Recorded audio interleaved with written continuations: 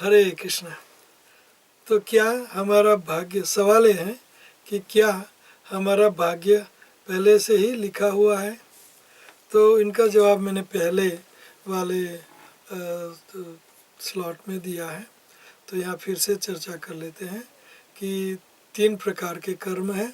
एक तो क्रियमाण कर्म, जो बाद में संचित कर्म हो जाता है, और बाद में जब बाहर निकलता है, अभी हमारे समक्ष आ चुके हैं कर्म, उनको हम प्रारब्ध कर्म कहते हैं। तो इनको बोलते हैं भाग्य, प्रारब्ध। तो यस, ये प्रारब्ध हमारा पहले से तय हो चुका है, और हमारे भाग्य के मुताबिक हमें सब कुछ मिलता ही रहेगा। ये अंधश्रद्धा नहीं है, ये बिल्कुल भगवान कहते हैं प्रारब्ध कर्म। तो प्रारब्ध कर्म ज़्यादा प्रतिशत ये भोगने पड़ते हैं।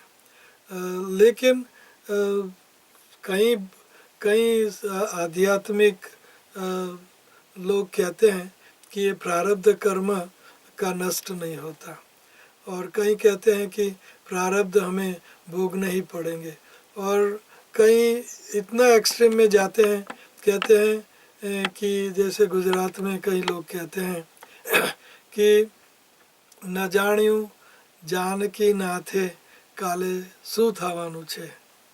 कहने मतलब है, कहने का अर्थ है कि जानकी नाथ रामचंद्र भगवान ये पूर्ण पुरुषोत्तम परमेश्वर परात्पर भगवान है, और ये भगवान ने ही डिड नॉट नो, उनको पता नहीं था कि कल क्या होने वाला है।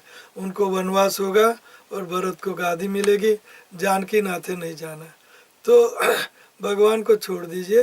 वो लोग कहते हैं कि भगवान को भी प्रारब्ध कर्म का भोग बनना पड़ा, ये गलत बात है। King can do no wrong, ये फर्स्ट लॉ है कि राजा को कभी जेल नहीं हो सकती, राजा कभी गलत नहीं कर सकता। राजा किसी को कुछ गिफ्ट दे और किसी को फांसी दे, वो कुछ भी कर सकता है।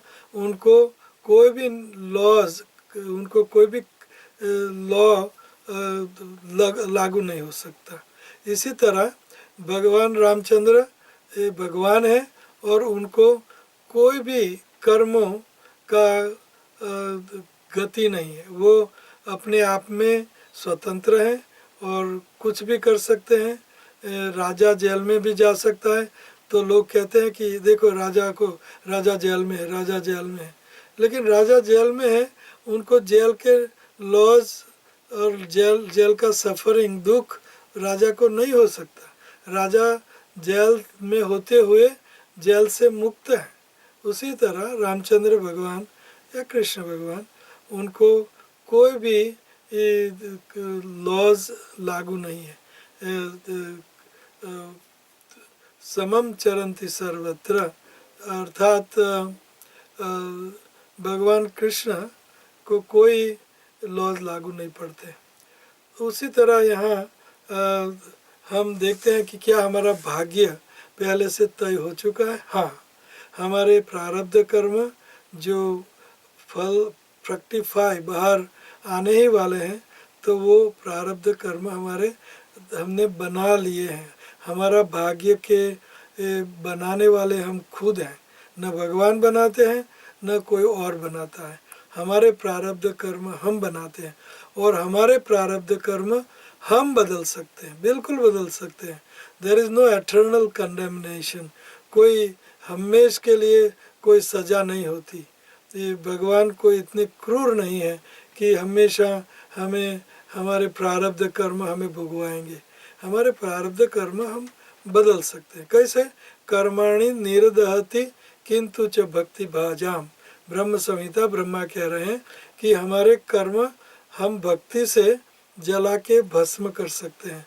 जैसे कि कोई भी सीड हो, कोई भी बीज हो, उनको आप भूनते हैं तो बाद में ज़मीन में डालो, कितना भी पानी डालो, कुछ भी करो, वो उसमें से पौधा नहीं फूटेगा।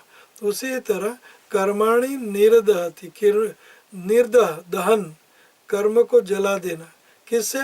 भक्ति भाजाम, शुद्ध भक्ति, श्री कृष्ण रामचंद्र भगवान की शुद्ध भक्ति से हम ये कर्मों को अर्थात ये प्रारब्ध कर्म को जल के भस्म कर सकते हैं। और भगवान ने भी भगवत गीता में कहा है कि कंडीशन लगा के कहा फिर भी कर्म हमारे जल सकते, प्रारब्ध कर्म हम जला सकते हैं।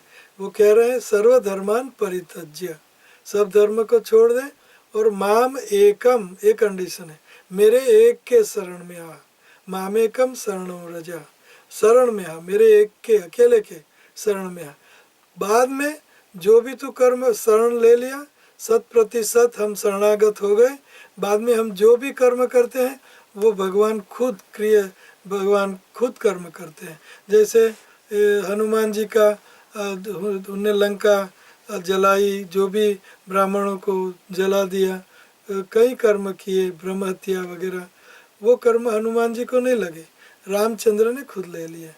जैसे अर्जुन सारे भारत का युद्ध, उन्हें सब कितने करोड़ों को मार दिए, तो भगवान को शरणागत होके उन्हें ये कर्म किया, इसलिए वो कर्म उनको नहीं लगे, तो इनके प्रारब्ध और सब जल के भस्म हो जाते हैं। बाद में जब हम शरणागत हो जाते हैं तो भगवान को हमारे कर्म लगते हैं, अर्थात विकर्म, उनके कोई गति नहीं है। भगवान का प्रेम ही एकमात्र, भगवान का सुख एकमात्र गति है कर्म की।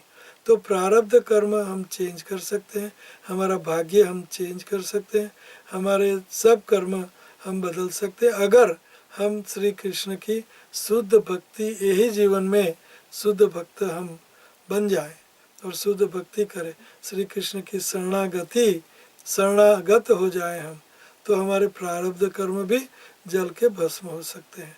जैसे अर्जुन और हनुमान जी का मैंने उदाहरण दिया, ऐसे कई उदाहरण हैं। तो बाद में सब प्रारब्ध, भगवान सारा प्रारब्ध कर्म चेंज कर देते हैं और हमें उनकी गोदी में बिठा देते हैं। और इतना ही नहीं, वो उल्टा कहते हैं, हम भक्त पराधीन हो, उन भक्त से मैं पराधीन हूँ और उनके हृदय में मैं बैठा हूँ और मेरे हृदय में भक्त लोग बैठे हैं, अर्थात मुझ में और भक्तों में कोई अंतर नहीं रहा। तो प्रारब्ध कर्म की बात कहाँ रही, सारे प्रारब्ध कर्म जल के भस्म हो जाते हैं। तो यस, हमारा प्रारब्ध, हमारा भाग्य हम बदल सकते हैं और एक ही चीज़ से बदल सकते हैं, ध्यान दो, वो चीज़ है श्री कृष्ण भगवान की शुद्ध भक्ति, उनके शुद्ध भक्त के निरीक्षण के अंडर में, उनके शुद्ध भक्त की अनुगामी होके हम जो शुद्ध भक्ति करें। शुद्ध भक्ति की परिभाषा कहीं और है, कभी वो भी बताएंगे। तो शुद्ध भक्ति जब हम करते हैं तो हमारे सारे प्रारब्ध कर्म, भाग्य हमारा खुल जाता है और खराब भाग्य सारा जल के भस्म हो जाता है। तो ये है सवाल का जवाब। क्या हमारा भाग्य पहले से ही लिखा हुआ है? हाँ, लिखा हुआ है, लेकिन उनकी रेमेडी भी मैंने सवाल नहीं पूछने पर भी बता दी। हरे कृष्ण, धन्यवाद। ऑलवेज प्रभुपाद।